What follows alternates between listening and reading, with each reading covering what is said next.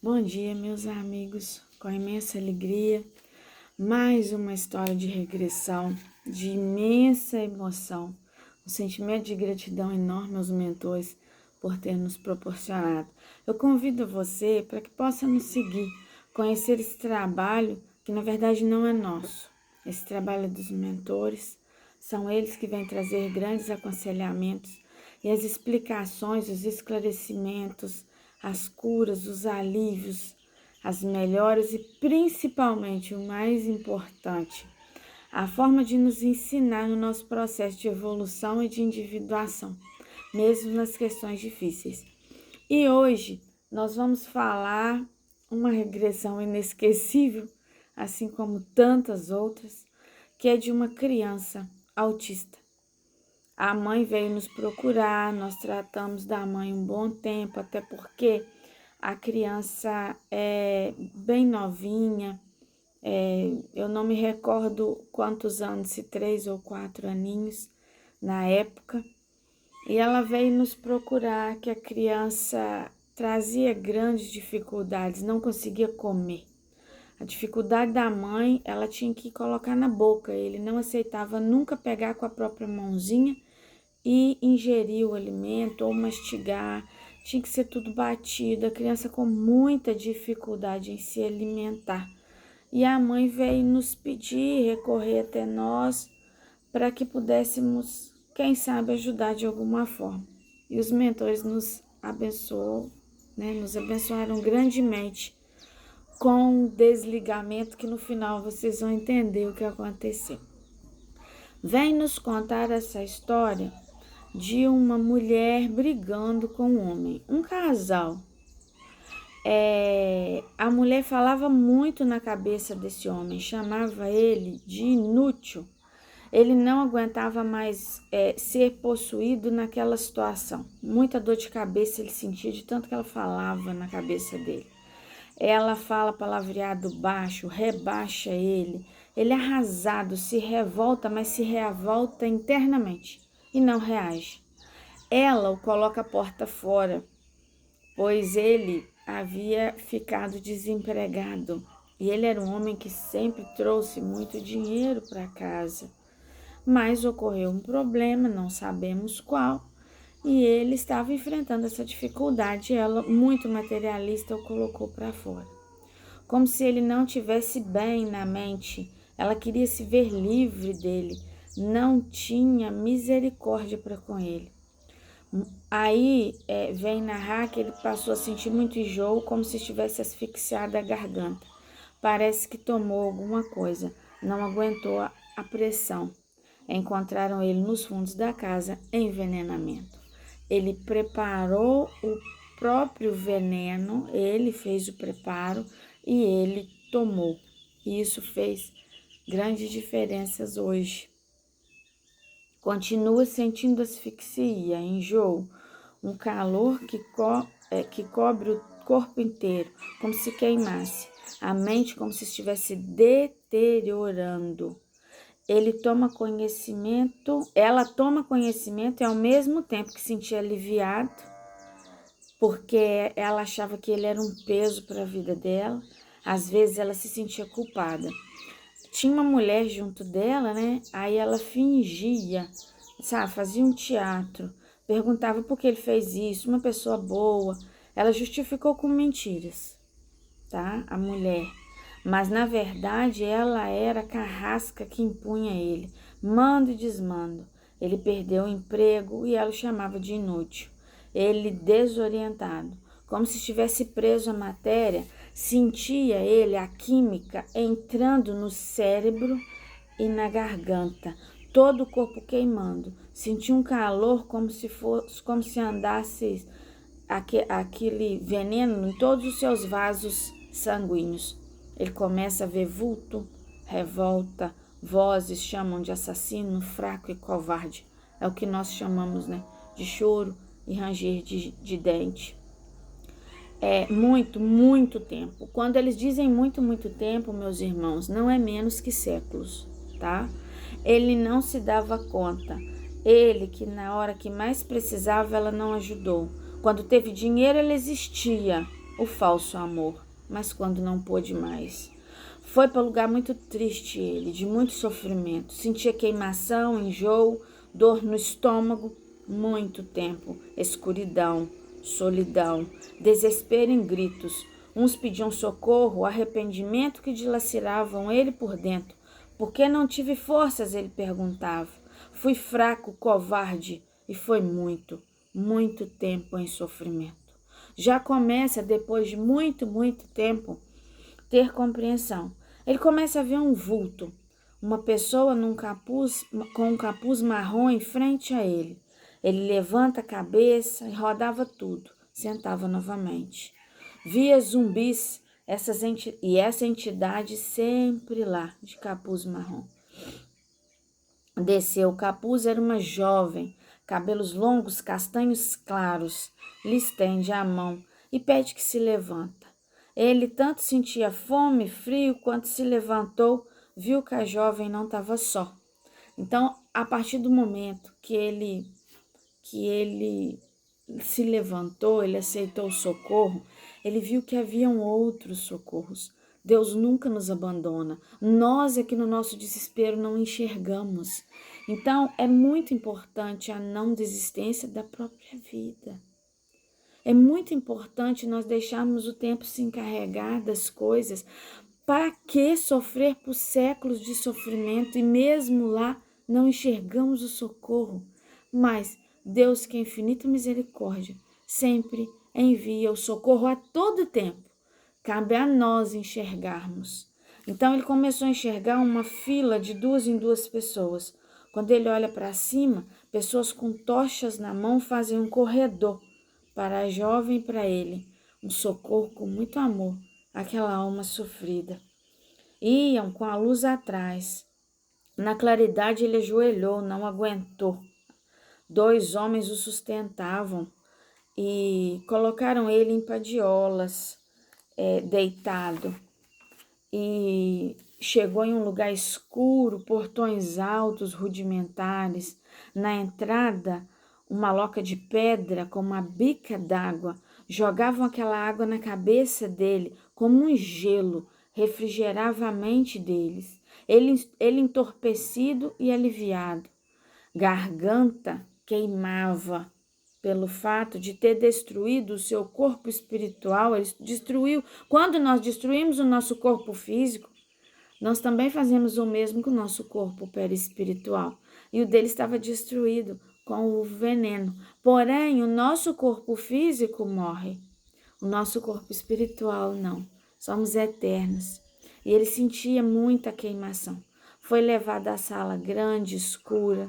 Agora, meus amigos, começa o tratamento. Tempos e mais tempos se tratando. E à medida que que vai sendo mostrado o tratamento que aconteceu, vai desligando a pessoa aqui daquele condicionamento de sofrimento. Mudaram roupas, quando colocada a vestimenta, sente o corpo mais leve, refrigerado. Ele nada falava e mal ouvia, porque estava tudo machucado. Vai e vem de pessoas, ouvia gemidos, gemia também, ainda no tratamento, muito sofrimento, né? Tinha uma senhorinha baixinha, de gorro na cabeça. Sempre tem os anjos de luz que nos ajudam nesses lugares, os enfermeiros, os auxiliares, os familiares que vêm nos socorrer. Toma os medicamentos que irá para outro departamento. Acorda em outra sala. Colocaram panos nos olhos, como se fosse algo gelatinoso que umedecia os olhos, para ele conseguir ver a claridade, porque estava ofuscando. Ele ficou muito tempo na escuridão, então ele precisava se adaptar. Davam líquido para ele beber, esbranquiçado e azulado, de tempo em tempo. Bebia e sentia refrigério, ia limpando aos poucos as manchas negras que ele mesmo causou no próprio corpo espiritual, como se a pele dele estivesse escura. E ele pergunta: quem é a moça de cabelos castanhos que estava de capuz e olhos claros? Alguém que muito te estima, a senhorinha falou. Ele, que não se sentia amado, teve uma gota de esperança e foi formando pequenos fios de luz no peito, se acendendo. Ele dava alívio. Como almas sofridas precisam ser amadas, como precisamos fazer demonstração de amor para as pessoas. Isso fortalece e traz fios de luz à nossa vida. Como se abrisse para nova oportunidade. Ele já caminhando no pátio, muito claro, azul, cúpula azul, reflete a luz. Ele começa a adaptar, mas a luz ainda ofuscava vistas. Muito doentes caminhavam, cabeças baixas, uns com dores, outros conversavam. Então, todas pessoas que estavam em tratamento espiritual, né? Ele calado.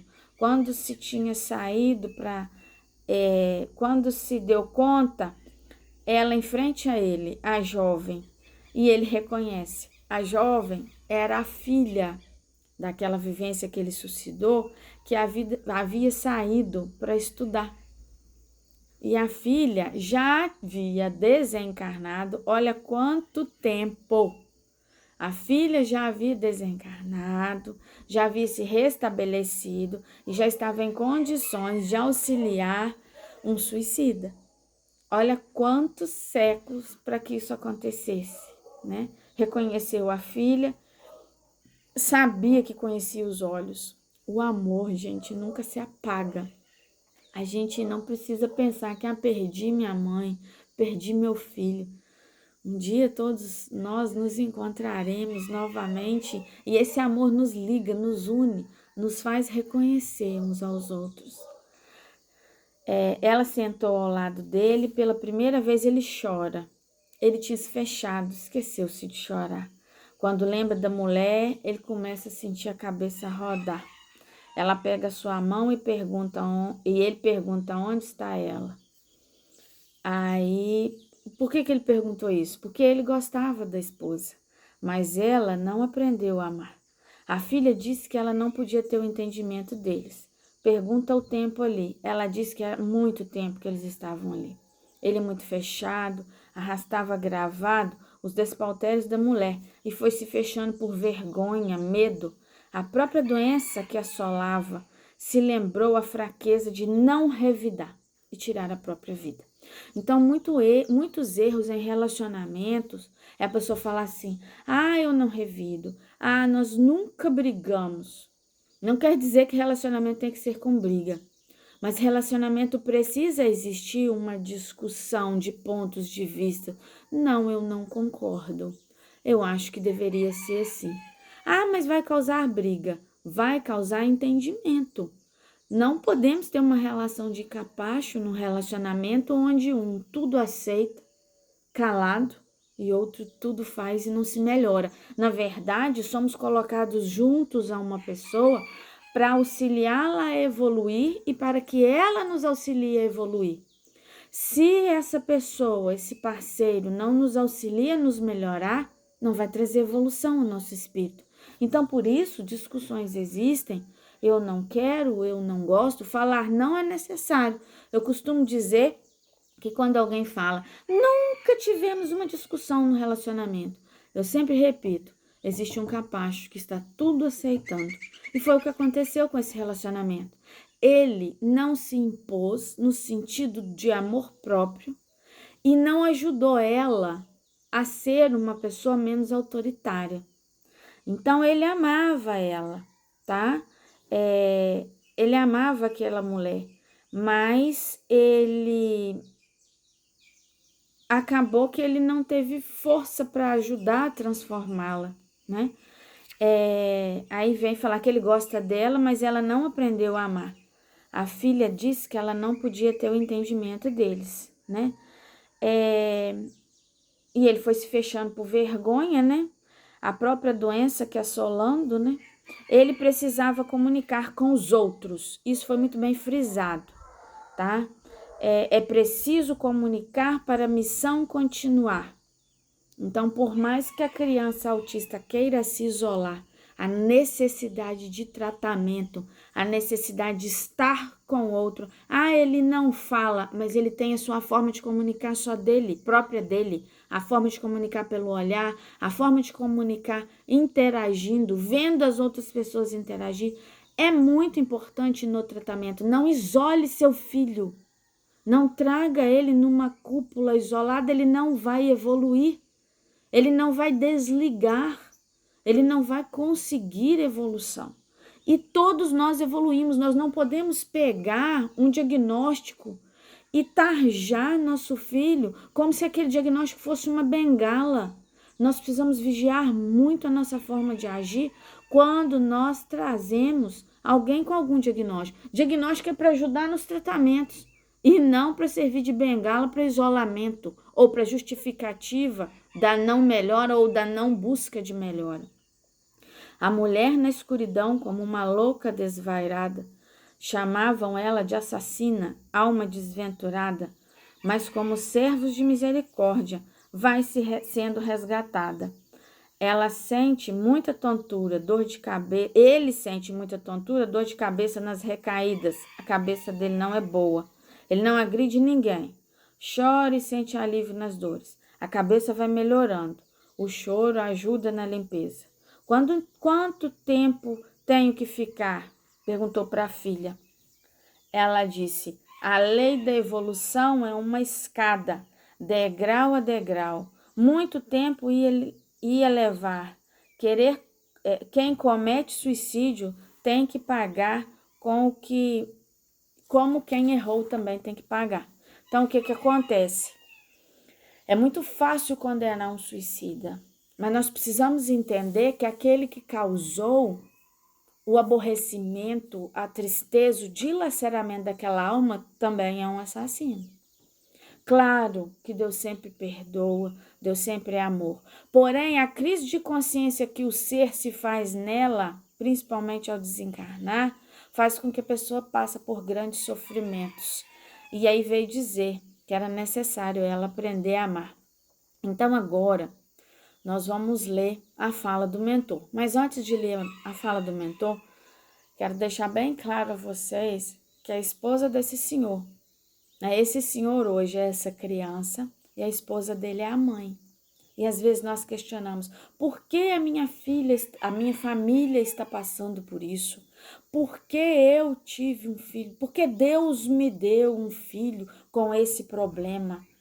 Você plantou e você aceitou ajudar esse espírito a evoluir. Você traz um mestre dentro do seu lar que vem te ensinar a viver, que vem te ensinar a amar. Então agora, com muita emoção, eu venho ler a fala do mentor. Às vezes na evolução, aquele atrás tem que caminhar. Ficamos esperando nova oportunidade chegar. Os de ontem são os de hoje na caminhada evolutiva. Atropelos, confusões, caminhada tão sofrida. Peso das tribulações não nos cobram alto preço da vida. O verdadeiro amor é nascido do sentimento da flor, do mais puro pensamento. Aqui na terra se fala do amor não sublimado. Nós não condenamos ninguém, cada um o seu legado. O amor que floresce é sempre eterno aprendizado. Os de hoje, que nos são caros, são dos erros do passado, restaurando esse amor que deve ser sublimado. A fé, a confiança, mansidão e resignação. Tudo isso aqui na Terra faz parte da evolução. O que nos parece pesado tantas vezes ao caminho são partes de uma história que nós mesmos concluímos. Faça tudo de melhor ao que entrava em seu caminho. Um dia verás a luz e flores entre os espinhos. Bendita a oportunidade dessa mulher resgatar os momentos que ela chamou seu marido de imprestável, seu marido de inútil, e hoje ela se faz tão útil junto ao filho amado, uma criança adorável, que ela busca com todo zelo e com todo amor cuidar, zelar e resgatar o seu próprio passado de dor. E, para grande alegria uma semana depois da regressão, ela vem me mostrar um vídeo da criança comendo com a própria mão um potinho de danoninho. E semana seguinte, ela me manda um vídeo entre lágrimas de emoção, a criança com um pratinho na mesinha, no seu banquinho, comendo papá, comida com a própria mão. Então, nós sabemos, meus amigos, que aquilo que nós plantamos, nós colheremos. A criança segue autista, porém, o desligamento da culpa de ter levado à boca o próprio veneno aconteceu. Então, na verdade, ele veio a essa existência sabendo que teria, né? Ele trouxe sérias questões perispiríticas e o corpo dele viria com essas marcas. Porém, a culpa não era necessário mais. Ele já estava quitando. Para que se culpar? E a culpa que ele estava trazendo sem necessidade não estava permitindo se alimentar. E o nosso coração se alegra a cada um que os mentores conseguem ajudar. Que possamos trazer para dentro de nós o não queixar das dificuldades da vida, pois tudo que vivemos é um plantar para depois colher. Que tenhamos muita luz e muita paz.